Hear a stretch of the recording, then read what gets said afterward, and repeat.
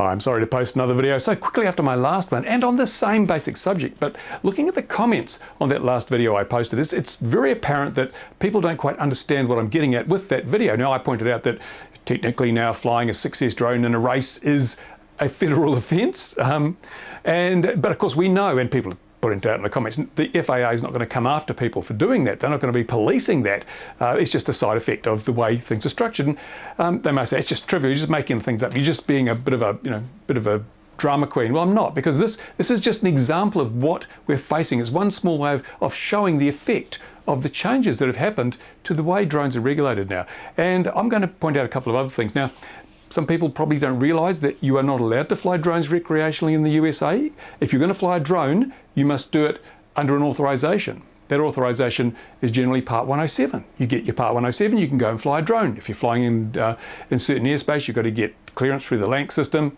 That's the way it's done. There's no room actually for recreational drone flying, except, and that is it, there's an exception, which means we're going to set aside that restriction for the following, with the following conditions, and there are conditions associated. This is the list of conditions you must follow, each and every one of them, to be considered, to be accepted from the need to have a certification and to get approval. Right.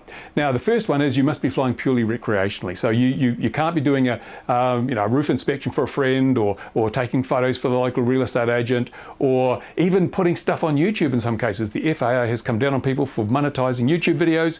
It's in furtherance of a business, they say. You must get a 107.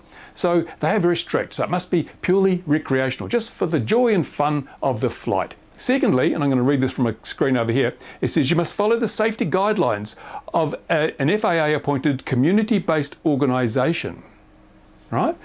That's a CBO. So you must follow their guidelines. And so that's not just their rules, but their guidelines as well. If they say it's a good idea to do this, you've got to do that because it's a guideline. You must follow that guideline. It says so in the FAA regulations. If you want to qualify to be able to fly recreationally, you've got to do that. Now, as I mentioned, the AMA is the only CBO in town. None others have been appointed. Only the AMA. So at this stage, their rules have become part of the federal regulatory framework. Their recommendations, their guidelines are now part of the federal regulatory framework if you want to fly your drone recreationally. So if you are flying recreationally, whether you're a member of the AMA or not, their rules and guidelines apply to you now. You don't have an option. You don't have a choice.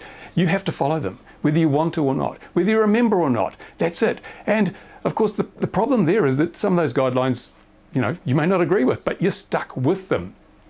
Now, the other thing that I find very, very concerning is, and if you're an AMA member, you need to think about this, because you probably hadn't considered this.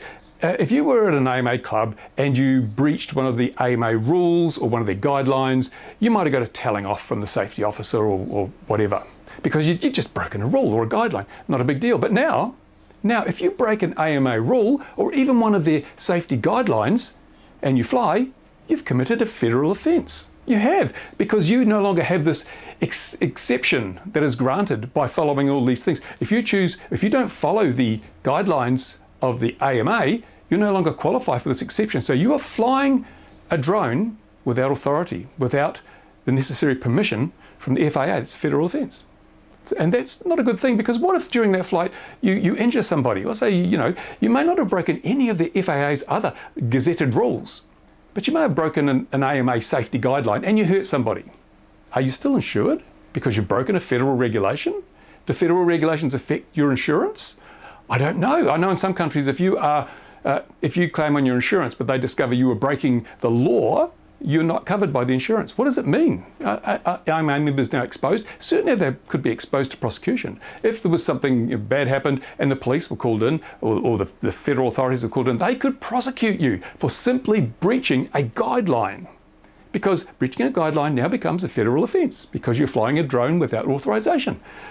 Think about it. Think about it. This has massively deep ramifications, and people will say, oh, that would never happen. Trust me, it'll happen. It will happen. Federal agencies, government bureaus, they have a track record of being very petty sometimes, very petty, especially if we have the situation, read the comments again in that first video I put up, where people are saying, I'm not going to do this, I'm going to ignore these rules, this is ridiculous, I'm going to ignore them. And a lot of people will. There'll be very low levels of compliance.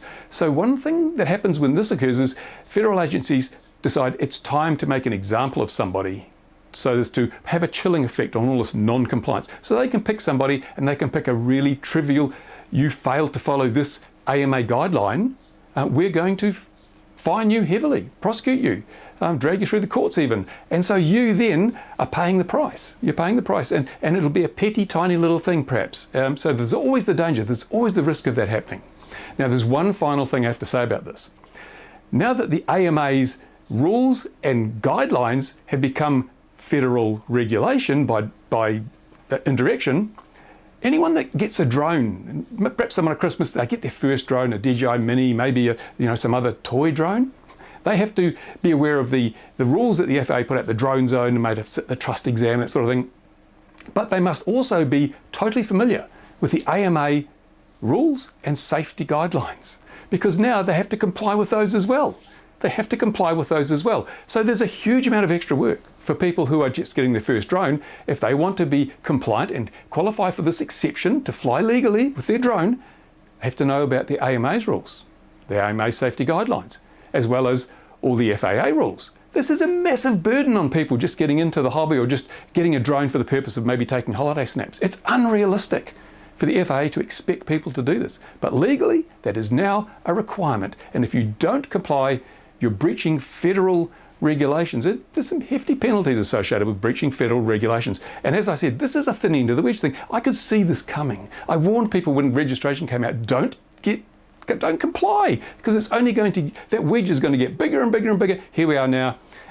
The AMA, all the AMA's guidelines are now federal regulations effectively, because if you break one of them, you'll be breaking the exception that is provided under 49 USC 44809 that actually allows you to fly recreationally. Unbelievable. It is such bad news.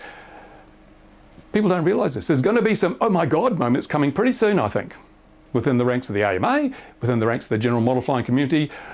We are now exposed to federal prosecution if we don't follow the AMA's rules and guidelines, even little guidelines. If you don't follow those and you fly, you're breaking a federal regulation. Thanks for watching. I hope you can sleep tonight. I'm glad I don't live in America. Bye for now.